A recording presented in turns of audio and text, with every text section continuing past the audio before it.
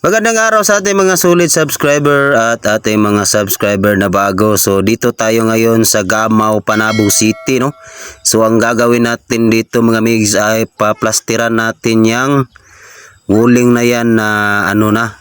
So ito kakapal yung tansi at ang plastering yan mga migs, no. So mga 3 inches to 2 inches. Hindi siya tuntunado. Kaya ayan, tinutuntunan na namin yan para straight yung tansi, no. So ganyan kakapal, diba? Kita nyo yan, no?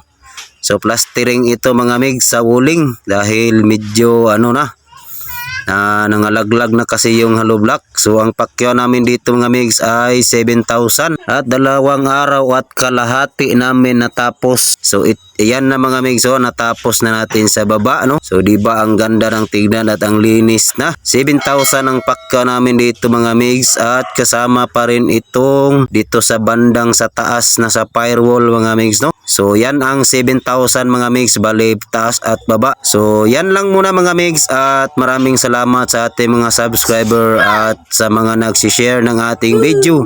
So abang-abang, salamat sa inyong lahat.